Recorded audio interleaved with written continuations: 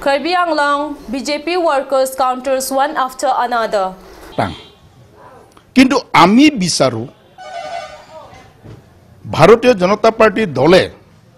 কাৰ্যকৰ্তাসকলে বিচাৰে যে এনেকা ধৰণৰ ৰেকৰ্ড কৰিব বিচাৰো যে 14টা সমষ্টিৰ ভিতৰত ডিফুৰ সমষ্টিটো highest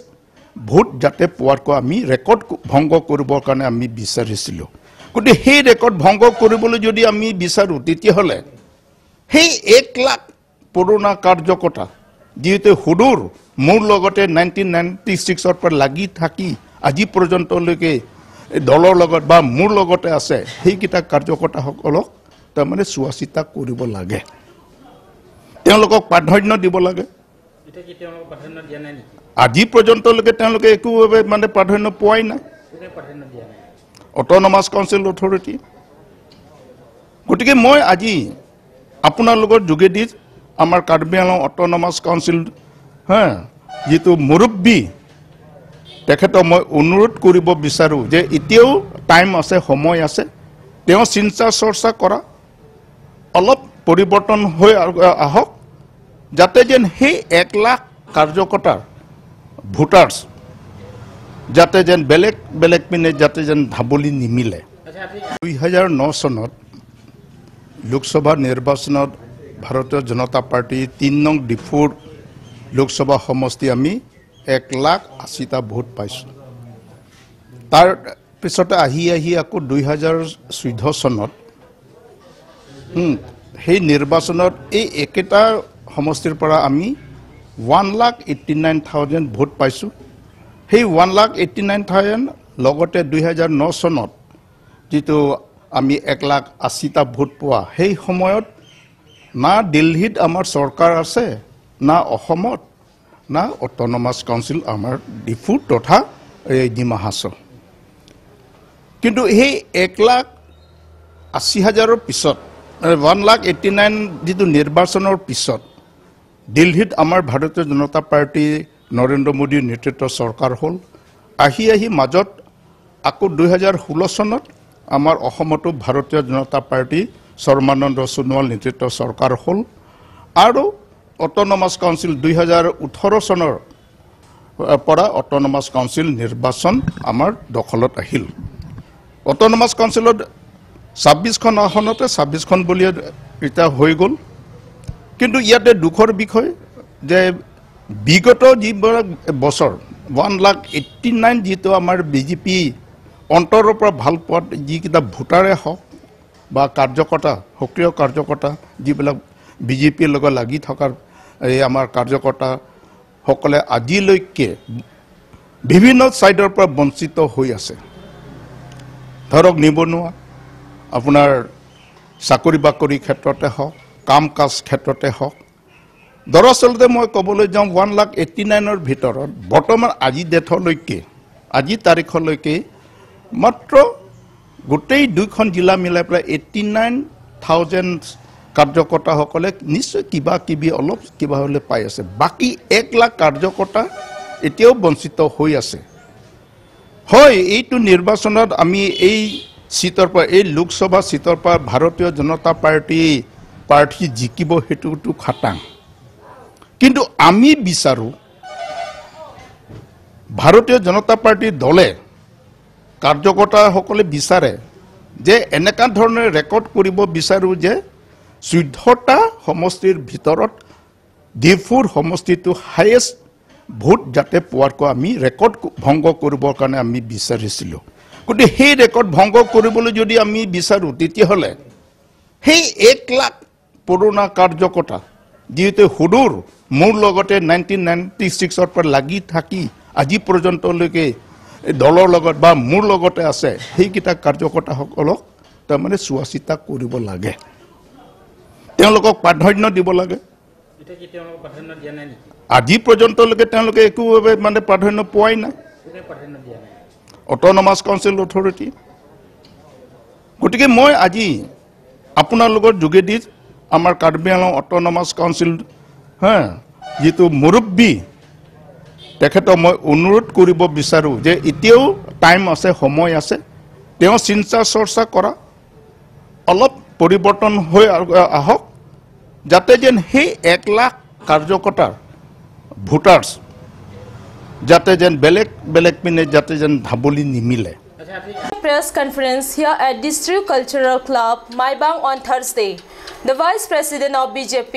West Karbi Anglong District Committee, Dityalal Hasnu said, CEM Tuliram Ronghang has never made division within party workers and had brought together the 1,89,000 BJP workers. If ignored, then there will be a difference of vote percentage for the party in this upcoming parliamentary election. It's not true as all party workers are united and working together.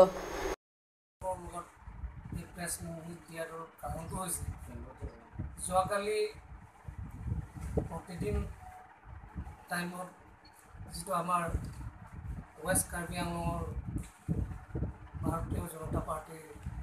সভাপতি মাননীয় তেৰাং ডাঙৰীয়াই প্ৰতিক্ৰিয়া হৈছিল তেখেতে মিডিয়াত যিটো আমাৰ বিজেপিৰ কাৰ্যকৰ্তাসকলে অসন্তুষ্ট হৈ আছে এই বিষয়ে কৈছিল আৰু আমাৰ যিটো ভাৰতীয় জনতা পাৰ্টিৰ কাৰ্যকৰ্তাসকলক আৰু সভাপতি তেৰাঙৰ কোনো তেখেতক মানে দলৰ সভাপতি হিচাপে তেখেতে সন্মান নজনাই বুলি কৈছে আমাৰ CM তুলিৰাম ৰণহাং ডাঙৰীয়া আৰু আমাৰ কাৰ্বি আংলং জিলা পৰিষদৰ সকলো EM সকলক তেখেতে প্ৰতিক্ৰিয়া কৰিছে আমাৰ কাৰ্যকৰ্তাসকলে আপোনালোকে নিশ্চয় গম পাইছে তেখেত আমাৰ সাংসদ হ'বৰ কাৰণে ভাৰতীয় জনতা পাৰ্টি হিচাপে হ'বৰ বাবে টিকট বিচৰা হৈছিল কিন্তু টিকেটৰ পৰা বঞ্চিত হৈছে এইটো আমাৰ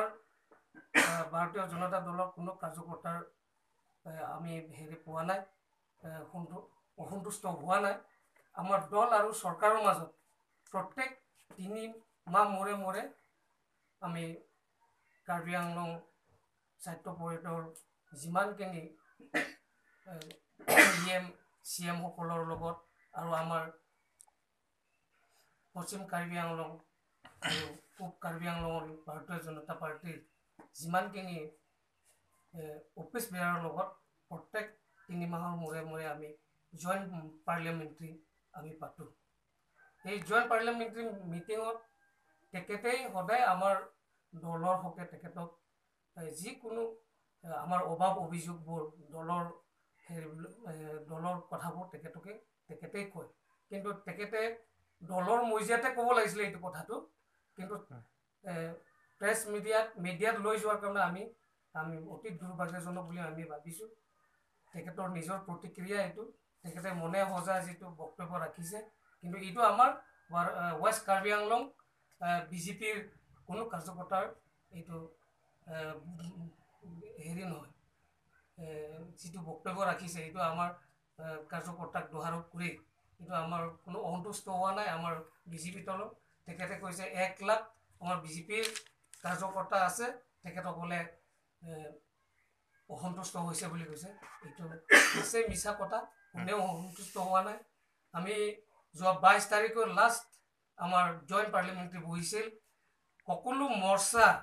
বিভিন্ন মৰ্চাৰ লগত যেনেবা ডিস্ট্ৰিক্ট কমিটি আমাৰ যুৱ মৰ্চা মহিলা মৰ্চা কিষাণ মৰ্চা এইবিলাক প্ৰত্যেক মৰ্চাৰ লগত লগ খাই আমি তাত পাৰ্লিয়ামেণ্টাৰীত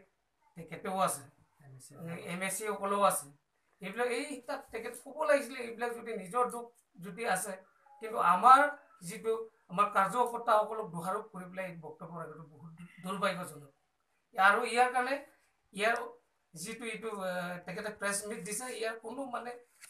আমাৰ কাৰণে ক্ষতি নহয় দলৰ ক্ষতি নহ'ব বুলি আমি ভাবো কাৰণ তেখেতৰ নিজাববীয়া এই বক্তব্য সেইকাৰণে দলৰ ক্ষতি নহয় আৰু আপোনালোকে জানে কম পাইছে যে আমাৰ আহিব লাগিছিলে তেখেত ওলাই আহি যোৱা 25 তাৰিখ যিটো আমাৰ নমিনেশ্যন ফাইল কৰা হৈছিল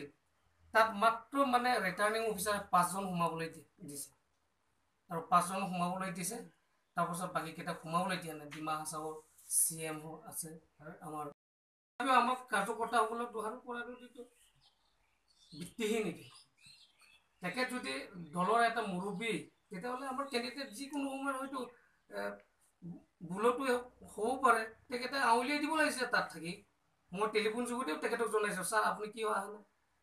আপোনালোকে থাকক বুলি কৈছে আমাৰ সম্পাদকো সুধিলোঁ মই ৰদীপ ৰহাং ডাঙৰীয়া এই হাচোঁতা তাতে হেৰি ডিপুতে আছে আমাৰ প্ৰেচিডেণ্টটো কৈছে ওলাই আহিব লাগে তেতিয়াহ'লে কি ওলাই আহে কৈছিল যে কিয় মানে হেৰি ডিঙিত মানে ভাৰতীয় জনতা দলৰ যিটো হেৰি মাফলা আছে এইবিলাক ফ্লেগ আছে ফ্লেগ লৈ কিয় যোৱা নাই এইবিলাক গোটেইটো প্ৰেছ মিট দিছিলে আপোনালোকেও জানে কোৰ্টৰ কমদাকৰ কথাটো বেছি ফ্লেগ ল'লেও খৰচাৰ ওপৰত গুচি যায় যিটো কেণ্ডিডেটৰ বাউচাৰত গুচি যায় আৰু